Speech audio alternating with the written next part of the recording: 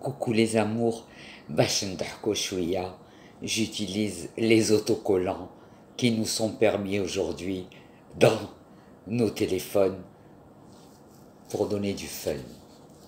Alors, on va continuer le chapitre où Nessine Samuel Cacon nous raconte la rentrée des classes en France. Quand il est parti vivre là-bas avec ses parents. On continue parce que ce récit est poignant et il va beaucoup vous parler.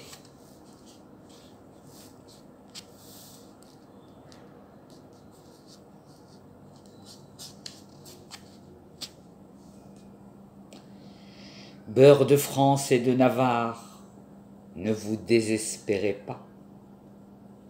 La reconnaissance finira par vous atteindre dans l'hypothèse où vous sauriez de quelle manière l'aborder. Ne surtout pas oublier Jean Vilassac, dit Boule de Neige, authentique noir intégral de peau qui se situait largement au-dessus de nous, dans la hiérarchie des exclusions dont il avait gagné le championnat de France et de laquelle il avait gravi la plus haute marche du podium qui le portait debout, bien droit. Il a été malgré cela l'un des garçons les plus merveilleux qu'il m'ait été donné de rencontrer dans ma vie. Combien de fois a-t-il dû affronter des sales négros ou des salut banania?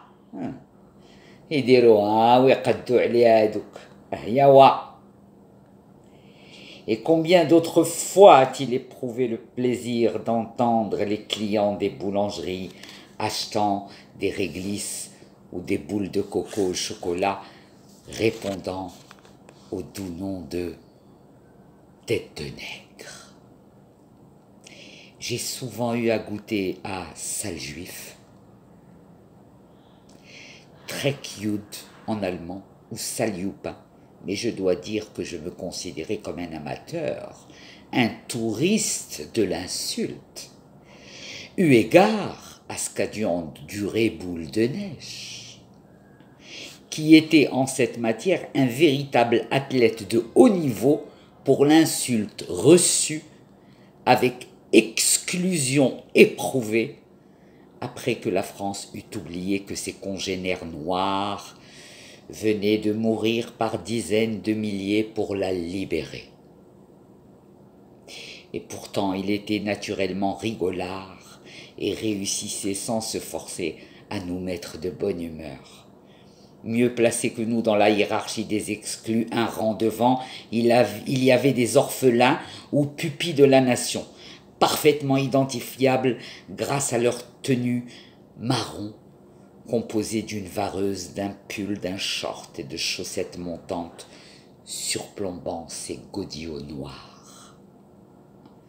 Tenue monochrome et monoconfort qu'il portait indistinctement par tous les temps.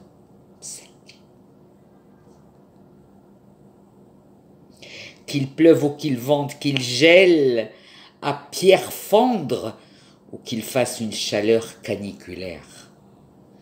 Seul avantage à leur statut d'intouchables occidentaux, ils n'avaient pas à donner la profession de leur père puisque ces derniers n'en avaient pas. Leur vie était terrifiante. Genoux en permanence écorchés, ardoises cassées dès le premier jour, résultats scolaires tristes à l'image de leur visage. Ils ne pouvaient se mélanger à aucun autre groupe. Leur statut spécial les confinait dans leur spécificité psychologique et vestimentaire.